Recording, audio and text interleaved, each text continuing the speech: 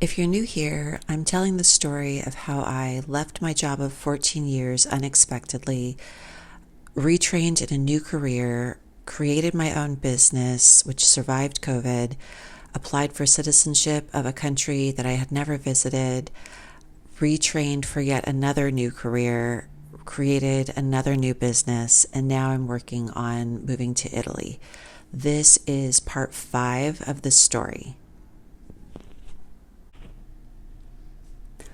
Okay, so part five. Part five, I have found my first private studio. It is in a really beautiful little building in downtown LA, which is right across the street from Bottega Louie, which is a very popular restaurant at that time, and downtown itself is very popular at that time. So I've got this studio that is furnished and set up. I don't have to sign a lease, which means, if it doesn't work out, I can get out of there pretty quickly. I don't have to buy furniture because I don't have the money, etc. Like, it's kind of just the perfect situation for me. Anyway, so I move into this studio. I set up a website using one of those do-it-yourself web builders. It was terrible. It wasn't that terrible, or else people would not have come, but it was not great. And I don't really know how to market the business. And so I have a handful of clients from the first 2 salons that I was working in, and I had to find a way to let people know that I existed there, that there was a hairdresser in that spot downtown. And I did not know what I was doing. I tried handing out flyers on the street, which is horrible. I put flyers in little shops and cafes and buildings, lobbies, and places like that. I don't think that anyone came to me because they found my flyers. And I think even that the first flyers that I tried, I think they had a discount on them even, and still no one came. Over time, people did find me very, very slowly, and that was not what was making it work.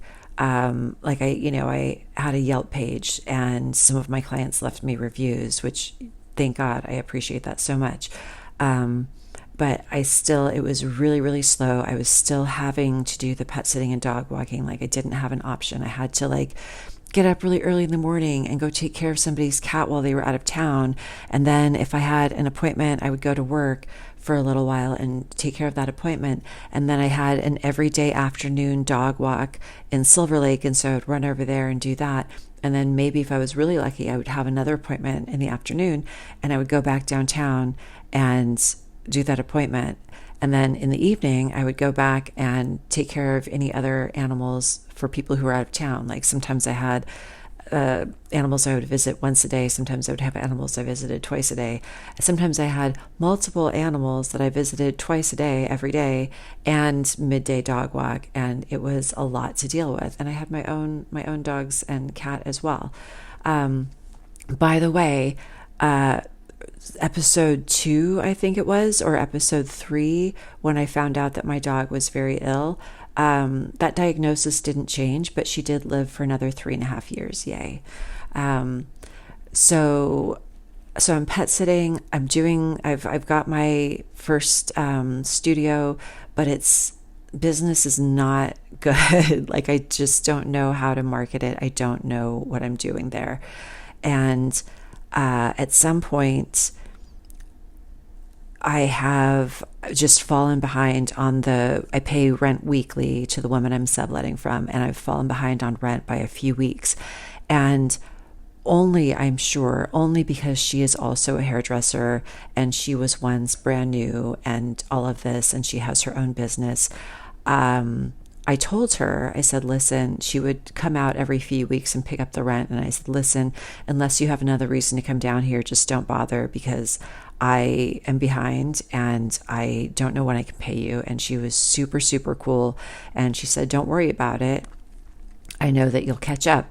And I was like, I'm really glad you think so, because all I could think during that time was, how deep am I going to dig this hole?